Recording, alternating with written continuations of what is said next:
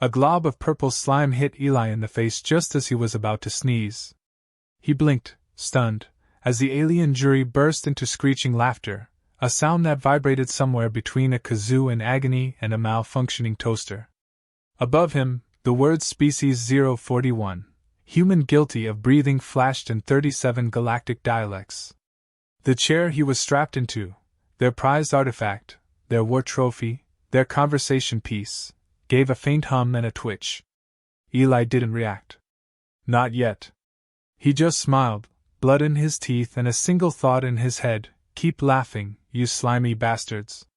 A floating translator drone bobbed into his personal space and sprayed him with a deodorizer that smelled suspiciously like burnt asparagus.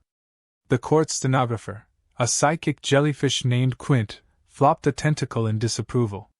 Two slug-like bailiffs slithered back and forth, carrying ceremonial gavel blasters far too large for the occasion.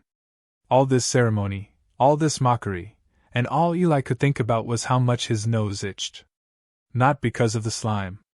Because he was moments away from obliterating every creature in this room, and the damn chair wouldn't move until he unclenched his fist. He hadn't spoken since they dragged him in, limp and shackled, after voluntarily surrendering, at the edge of the Rhizon cluster. They'd expected a whimpering human, something docile and broken. They hadn't expected silence. Silence unnerved them. It didn't fit their script. Their stories. Their well-rehearsed ridicule of the primitive monkey race from the forgotten blue planet. Meatbag 041. Rasped the tribunal speaker, his voice run through a dozen autotuners to sound more threatening.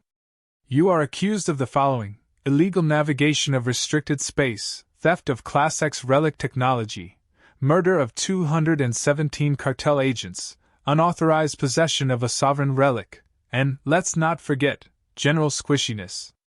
Laughter again. One alien actually fell off its levitation disc.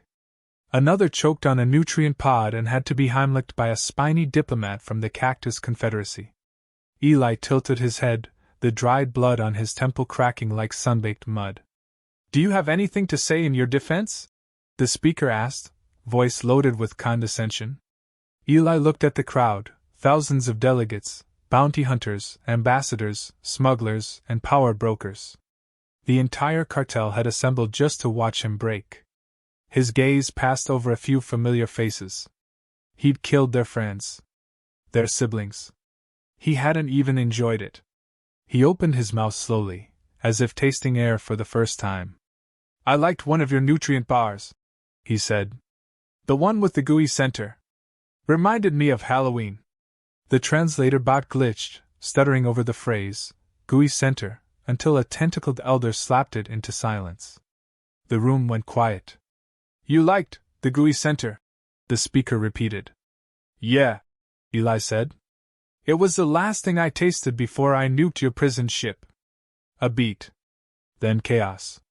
Yells, screams, weapons aimed and unholstered. The bailiffs twitched toward him, then stopped. The chair hummed again. Not louder, just differently. Like a machine remembering its purpose. No one moved. Not because they feared him. Because they feared the chair. It was beautiful, in a strange, forgotten kind of way. Smooth obsidian with veins of glowing circuitry, carved with runes no one had translated. They'd found it buried beneath the ruins of a dead star. Scientists had tried to interface with it. Clerics had tried to pray to it. Nobody got a single response, until Eli sat down. And now, here he was strapped into it like a displayed dummy while the cartel pointed and laughed. Only a few beings in the room truly understood what was about to happen. One of them, an old insector named Vexa, tried to discreetly leave. The doors didn't open. The tribunal speaker gestured, trying to regain control. Human, you are bound to a relic of galactic origin. You have neither the intellect to control it nor the clearance to claim it. This chair belongs to the Zyker cartel. Eli looked down at his fist. It was trembling. Not with fear. With tension. He hadn't unclenched it since they captured him. The chair had told him, in his mind, not words, that his grip was the only lock keeping the system inert. His body was a wreck. Scars, broken ribs, biofeedback burnouts. He'd pushed the chair too far during his escape, and he knew the next activation might kill him. It didn't matter. Because the moment he opened his hand, everything would change. He thought of his daughter. Not her face. He couldn't remember that anymore. The chair had taken it, piece by piece, as fuel. But he remembered her voice. Just a sliver. A note. Enough. Done laughing? He said louder now. The room quieted. A cold hush, like a vacuum breach. Even the spiny cactus diplomat stopped jiggling. Because I'm bored, Eli continued. And itchy. And I've been trying very hard not to uncurl this damn fist. Something, screeched in warning. A psychic burst hit the room like a dropped gravity well. The jellyfish stenographer screamed and vanished in a puff of light. The chair began to lift. The air twisted around Eli. Particles danced. Lights dimmed. Language protocols shattered across the tribunal network. Gravity flipped for a moment, and several ambassadors were violently reacquainted with the ceiling. Eli slowly opened his hand. The chair unfolded. What was once a simple throne began to disassemble in midair, component plates orbiting him like moons around a star. Veins of violet light ran along his arms, wrapping his chest, anchoring into his spine. It didn't hurt. Not anymore. It just felt inevitable. Across the hall, the speaker took a step back, forgetting his microphone was still live. Oh, stars! What have we? The broadcast cut. Somewhere in deep space, entire cartel systems went dark. The man they mocked was no longer in the chair. He was the chair. And he had just come home. He remembered the cold first. Not the brutal, skin-peeling kind you get from open space or Europa's sulfur winds, but the quiet, creeping cold of loneliness. The kind that seeps into your bones when you're the last man alive in a place that never wanted you in the first place. Eli had been on Europa for 47 days, surviving off rehydrated rat protein and water filtered through the remains of a mining unit's coolant system. No signals. No ships. Just ice, silence, and the occasional hallucination of a woman's voice that sounded too much like his wife's for comfort. Back then, he wasn't wearing a galactic relic. He didn't even have shoes without holes. Just a cracked faceplate, a modified exorig that made his knees ache, and a shovel. Always the shovel. It wasn't treasure hunting. It was survival. He was digging because the cave walls were collapsing around his only source of warmth. But it was there, deep beneath a frozen trench, when he found it. The chair. Or what would become the chair. At first, it looked like a fallen satellite or maybe a buried escape pod. Obsidian black, shaped like a throne forged by an ancient culture that never cared for comfort. He didn't recognize the runes. The material didn't match any known Earth alloy. And when he touched it, just a brush of gloved fingertips across its base, his vision shattered. Not metaphorically. Literally. The inside of his helmet lit up with cascading symbols, projections, sounds that couldn't exist, colors without names. He screamed. Passed out. Woke up 3 hours later with a nosebleed and 2 teeth missing. The second time he touched it, it spoke. Not in a voice. In sensation. The way music can sometimes make you remember a moment from childhood, or how a smell can drop you into a memory you didn't know you still had. It gave him ideas. Data. Coordinates. Equations that bent light. Star charts that didn't match any maps. It made his mind ache like he'd suddenly remembered a lifetime he never lived. But still he sat. Something in him needed to. The rig fused to him. Not by choice. It burrowed in, little needles and wires whispering into his nervous system. It should have killed him. But it didn't. And once he sat, the whole cave shifted. Europa shook. The walls moved. Lights activated, not from batteries, but from memory. The artifact was old, older than Earth's written history, but it remembered how to live. It remembered him, somehow. As if it had been waiting. That was the moment everything changed. They came for him 3 days later. He was eating the last of the rat protein when the stars above shifted, and 6 cartel dropships breached atmosphere like vultures. He didn't fight. He didn't even run. He sat calmly as the artifact hung beneath him, blending with the surface, hiding its signature. The cartel didn't see it. All they saw was a human scavenger too close to restricted ruins. They beat him. Took him aboard. Interrogated him. It wasn't elegant. Cartel officers didn't ask questions. They peeled answers out of your skull like fruit from a rind. But they got nothing. Because Eli had already buried the truth so deep in his bones, even he couldn't fully access it. It wasn't until the prison ship exploded that they realized something was off. One moment, Eli was strapped to a gravity wall, blindfolded and cuffed. The next, every emergency system on the vessel activated at once. Portals opened where there were no generators. Artificial gravity reversed. AI cores shut down mid-sentence. He didn't touch a thing. He didn't need to. The chair had followed him. Or rather, something inside him had become a part of it. He stumbled through fire and chaos, walking over bodies of alien guards frozen in place by psychic backlash. A siren screamed in 12 languages. And then, in the center of the ship, he found it again. Waiting. He sat. Time dilated. The ship folded, disappeared, reappeared 3 systems over. He blacked out. Woke up inside a different reality, one where the stars moved wrong and the sky whispered old names to him. He stayed there for what felt like weeks, traveling through forgotten layers of the universe, until the chair returned him. And still, he kept running. He didn't understand it fully. Not yet. He only knew that it was powerful, ancient, and hungry. Every time he used it, it took something, his memory, his strength, even his sense of time. Sometimes he'd blink and lose a week. Or a name. Once, he forgot what his own voice sounded like until he heard it in a dream. But he couldn't stop. Because the cartel had found something, long before him.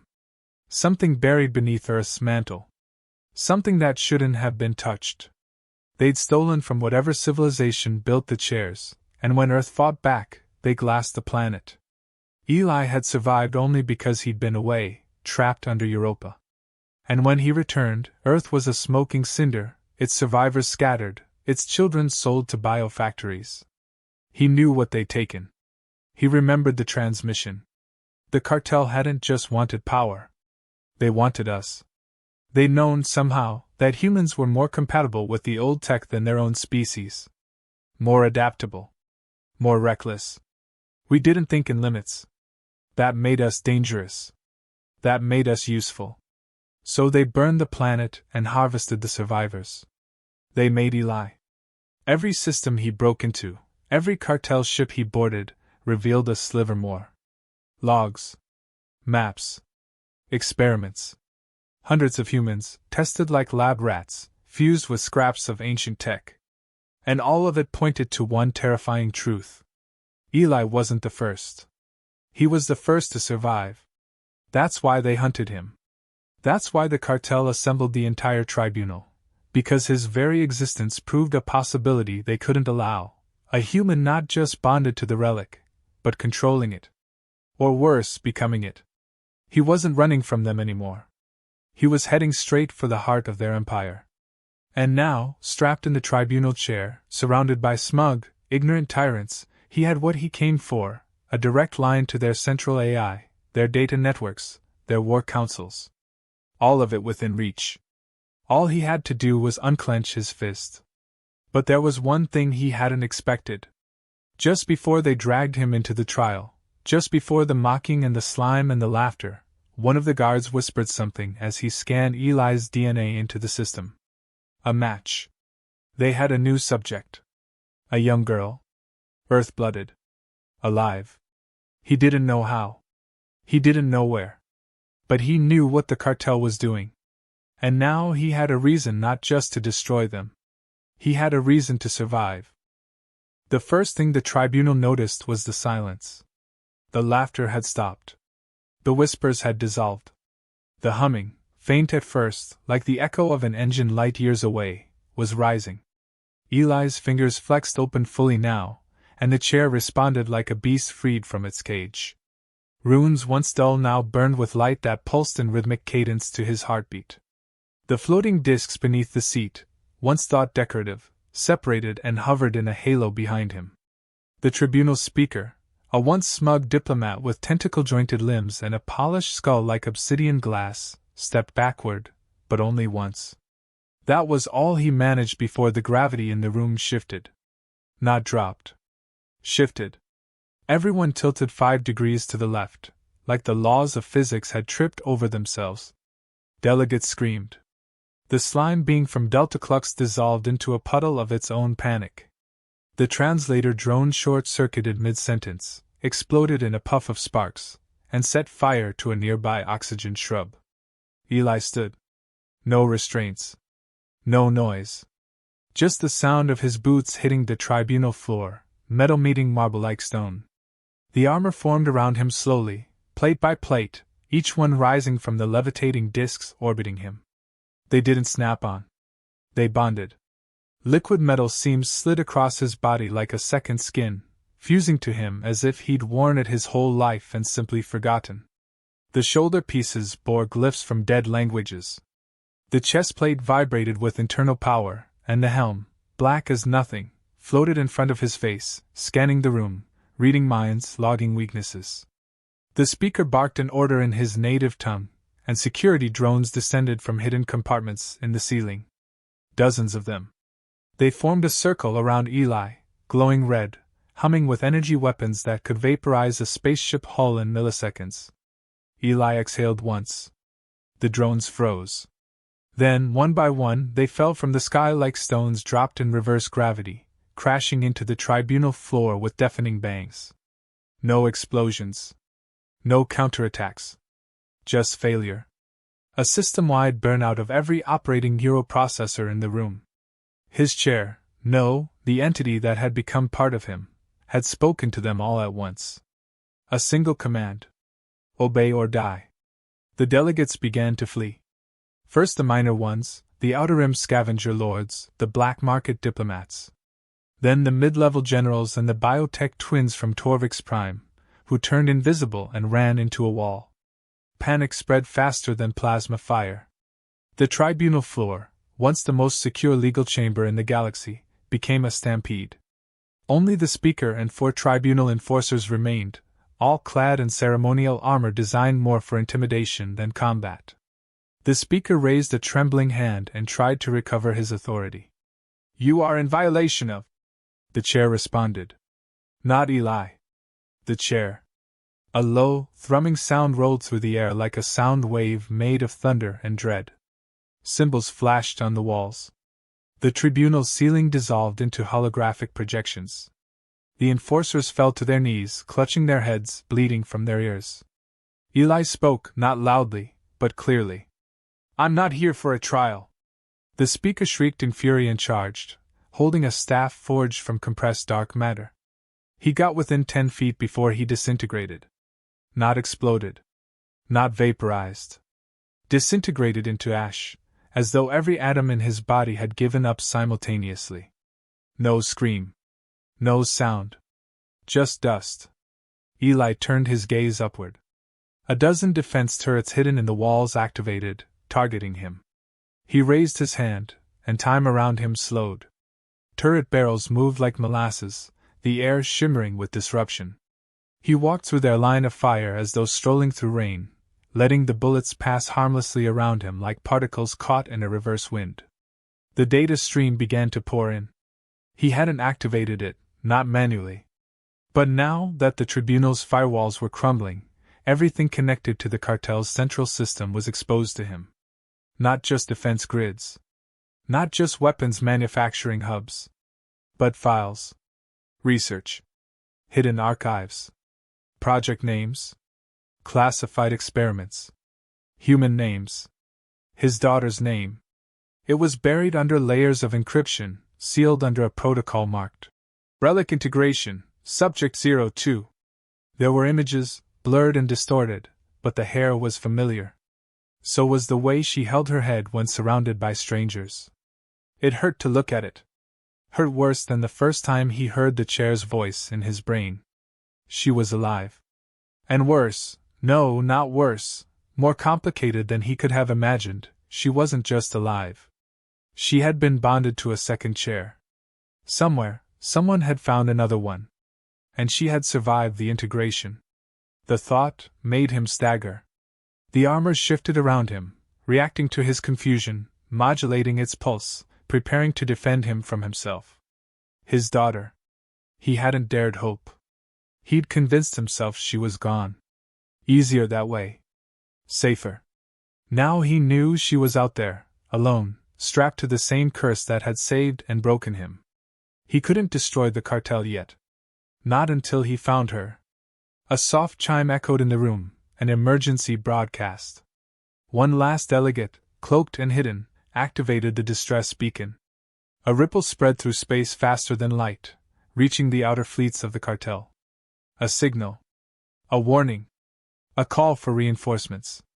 He let it go. Let them come. Let the galaxy see what they'd created.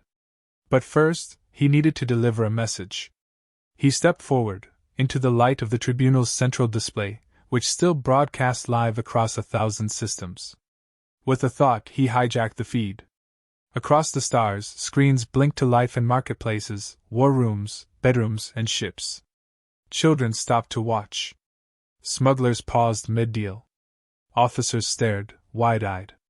There was Eli, in full armor, standing over the smoking ruins of the tribunal, his eyes unreadable behind the helm.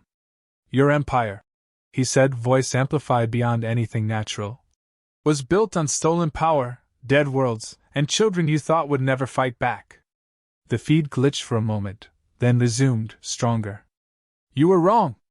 He raised his hand. The tribunal chamber behind him began to collapse, pillars imploding, floor fracturing as if rejecting the cartel's foundation. "I'm not your experiment." The final image, before the broadcast cut, was the ceiling cracking open, light pouring down as the tribunal building caved into itself. Across the galaxy, a name started trending. Not his. Not Eli Vance. They called him something new. The Chairborn. And he wasn't done. The war began in a whisper. Not a trumpet blast or a great explosion, just a signal, faint and deliberate, sent from the ruins of the tribunal to every cartel node across the stars. It didn't carry a message in language. It was a tone, a pulse, a fragment of an ancient code the cartel had always feared but never truly understood. It wasn't human. It wasn't even from this galaxy. And it came alive the moment Eli walked out of the dust cloud and into open air, surrounded by falling ash and flickering lights, the tribunal collapsing behind him like a dying titan. Ships in orbit didn't know whether to flee or fire. Command lines were scrambled. The cartel's hierarchy had been decapitated in a matter of minutes, its top-ranking enforcers atomized or driven mad by proximity to the chair's power. Rumors spread faster than data packets, about the human who had become a weapon, about how he moved like gravity bowed to him, about how he didn't fire a single shot yet left an entire city burning. The truth was simpler. Eli had shown restraint. Not mercy. Just strategy. He needed the cartel to react. He needed them to panic. Panic brought mistakes. And mistakes brought her closer. He barely made it out of the tribunal's crater when the first wave hit. Not ships. Not soldiers. Psychics. He felt them before he saw them, thoughts not his own, slippery whispers pressing at the corners of his consciousness, trying to slip inside. These weren't mind readers. These were warcasters, trained specifically to invade, fragment, and overwrite the minds of high-value targets. They usually operated in trios. Eli counted 7. He dropped to a knee. The armor shifted, defending him internally, reinforcing the neural net that kept his memories tethered. But it wasn't enough. Not this time. They were stronger than he anticipated, linked in a hive loop, sharing each other's perceptions and focus. He felt them clawing at his memories, searching for something raw and bright. They found her. He screamed once, not in pain but fury, as the vision struck him. His daughter, older now, face hardened, sitting in a chair nearly identical to his. Eyes closed, lips trembling. Not restrained. Not screaming. Just still, like someone waiting for a storm to pass through her body. Eli slammed both fists into the ground. The chair's armor reacted violently. A pulse erupted from his body, a sonic shockwave that cracked the nearest tower into halves. The Warcasters were flung backward, howling in shared agony, their links shattered. He stood, breath ragged, armor steaming. One of them, barely conscious, looked up at him through bleeding eyes. "She's awake!" he hissed. "She's calling the other one." Eli didn't respond. He simply raised his hand, and the Warcaster evaporated in a column of blue flame. He moved quickly after that. The chair helped. It altered space around him, creating microfolds in gravity so he could walk through distance like it was something optional. He crossed 10 miles in 2 minutes, weaving between fractured buildings and chaos, his presence warping the very atmosphere. Every step he took, systems went dark. Communications died. Lights flickered and never came back on. The resistance met him near the old fusion wells, former cartel labor camps turned ghost towns. They weren't soldiers. Just survivors. Former prisoners, smugglers, a few ex-cartel defectors. Most had never seen a human in real life. One of them, a towering insectoid with half a jaw, stepped forward with a makeshift flag in its claws. "We thought you were a myth," it said. "I was," Eli answered. "Then I got bored." They laughed, because the alternative was crying. These people had nothing. No weapons strong enough to challenge the cartel. No fleets. But they had numbers. Anger. Stories. And now they had him. The chairborne. The myth made real. He didn't ask them to fight. He didn't need to.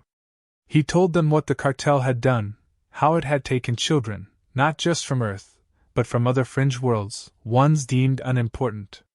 He told them about the Relic chairs, how the cartel had tried to interface with them through brutality and sacrifice. How only a few subjects survived. How his daughter was one of them. He asked only one thing. Access. A clear path to the central cartel node, where all psychic command protocols converged. From there, he could locate the second chair. Locate her. And maybe, just maybe, tear this empire apart at the roots. The resistance rallied. Ships launched. Makeshift armadas formed from broken satellites and scrap cruisers. They weren't a real army. But they had momentum, and Eli knew momentum beat discipline in the right hands. The cartel, meanwhile, regrouped in orbit. Their flagship, Oblivion's Mercy, hovered like a floating cathedral of metal and spite.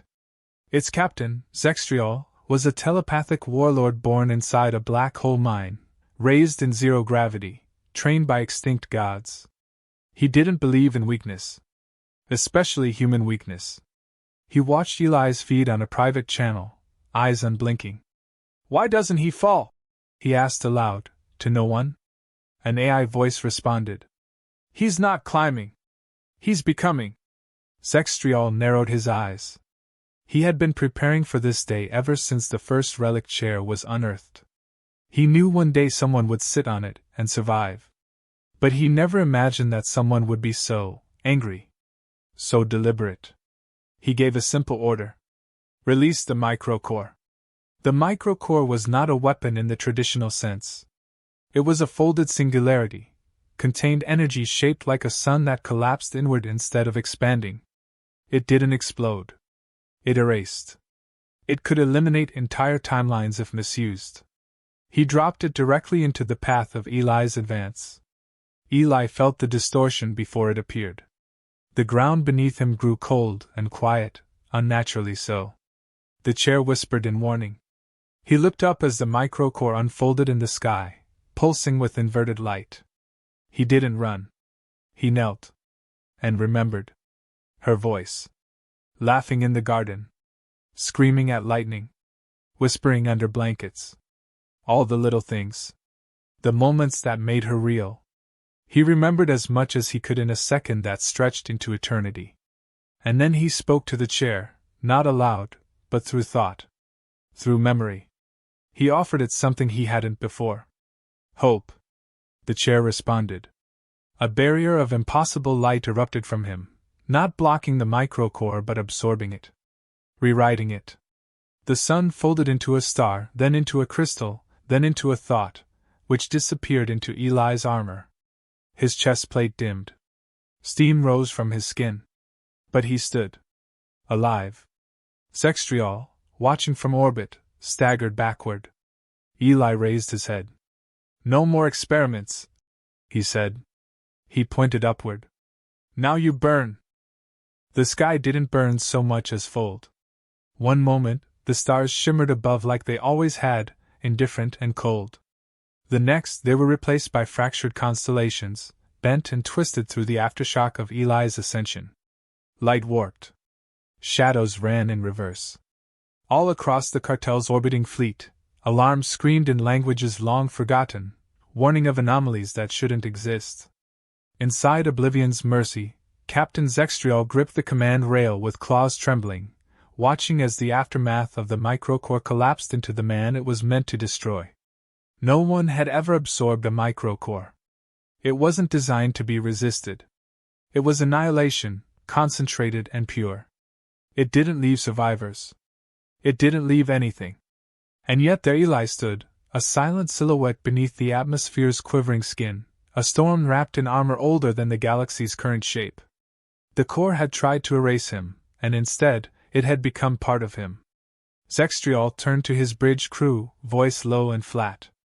Begin evacuation protocols. Lock down the inner spires. Prepare for full deployment of reserves. One of his lieutenants hesitated. But, Commander, the planetary field is collapsing. Our defenses.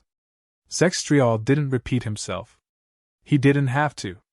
The look in his eyes silenced any further objection. On the surface, Eli was moving. Slowly at first, as if feeling through a world no longer bound by conventional gravity. Every step pressed a crater into the dirt. His presence shorted out every nearby system. Satellites dropped from orbit. Communications dissolved into static. Ships rerouted themselves without input. The resistance followed behind him, uncertain but inspired. They had seen miracles now. Heard them. Touched them. One woman sobbed openly, saying she watched her brother's prison collar dissolve just by standing in Eli's shadow. An old smuggler lit a cigarette with tears in his eyes and whispered that he'd been waiting 30 years to see the cartel bleed. But Eli wasn't focused on any of them. He wasn't even fully present. The chair had extended itself beyond his body now, partially into his mind, partially into the stars themselves. He was tracking the signal. The one tied to the second relic. The one tied to her. Her energy signature echoed in his bones like a half-forgotten song. Faint but familiar. The data he had absorbed in the Tribunal's collapse gave him coordinates, time-stamped footage, experimental logs. They had moved her. Kept her hidden. Not for protection, for leverage. A contingency in case the first relic ever awakened completely. They hadn't anticipated he would find them anyway. She was being held in a vault just below the surface of the cartel's main communications moon, Ketranox. He had only hours before they moved her again, buried her deeper, out of range. If they succeeded, the connection between them might vanish forever. He wasn't going to let that happen. Above, Oblivion's Mercy began its descent. The flagship's wings unfolded like blades stretching across the horizon, its gravity engines compressing the atmosphere into an audible hum. Hundreds of smaller ships bled from its hull, forming attack patterns around the resistance lines. Eli didn't slow. Ketranox loomed ahead, hidden beneath an artificial range of mountains that cracked like ceramic under the force of his arrival. He didn't blast the door open. He simply placed his hand on the mountain face, and it melted. The armor responded to his need. Always did. Always would. The vault was a maze of tunnels, each one layered with psychic dampeners, logic loops, and perception traps designed to confuse and disorient. They didn't matter. Eli walked through them like they were fog. His memories, half erased by the chair, now functioned as immunity to the traps.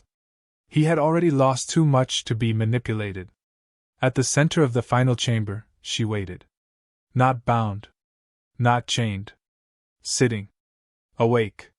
Her eyes opened before he spoke. I knew you'd come, she said softly. He stepped forward, slower than before. The armor peeled back from his face, revealing the man beneath, tired, scarred, trembling not from fear but from everything else. You remember me? She tilted her head, the way she used to when something puzzled her. I remember enough. Pieces. Not your name, but your voice. The rhythm of it. That's enough, he said, and for the first time in longer than he could remember, he smiled.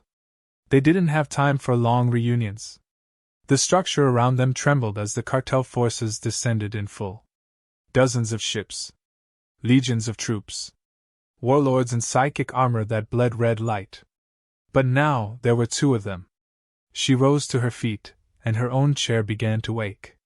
It had been dormant, waiting for the moment she chose to fight. Its form was different, sleeker, more angular, as though designed for speed instead of brute force. But the power was unmistakable. Eli looked at her, unsure what to say. She beat him to it. Let's make them regret everything. The world cracked as the two chairs activated in unison. Together they walked through the vault walls without touching them. Together they met the swarm descending from the sky. The final battle didn't last long. Not because it lacked resistance, but because it lacked balance.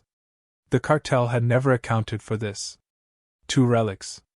Two hosts. Two minds linked not just by blood, but by shared loss. Zextriol descended with the flagship, fused into the command core itself. His final weapon. The last defense. A god machine crafted from centuries of stolen tech and dying stars. He met them in the center of the crater that used to be Ketronox. His first blast leveled a mountain. Their counterpulse erased the sky. There were no words. Only light. Noise. The terrible silence between. And when the light faded, only Eli and his daughter stood. Oblivion's mercy was gone. The fleet scattered. The cartel collapsed. Not from war, but from belief. The systems they'd ruled for generations no longer believed in their invincibility. They believed in something else now. Something born in a forgotten cave on Europa. Something forged in silence and vengeance. The aftermath was quiet. Eli stood beneath a fractured moon, watching her as she stared at the stars. He didn't know what came next. He didn't know if the chairs would let them rest. But for the first time, they had a choice. She turned to him and asked the question neither of them had dared voice until now. What if it's not over? He looked at his hands, no longer clenched. Then we keep going. And somewhere, beyond even the stars they had just shaken, something old stirred and whispered back. Good.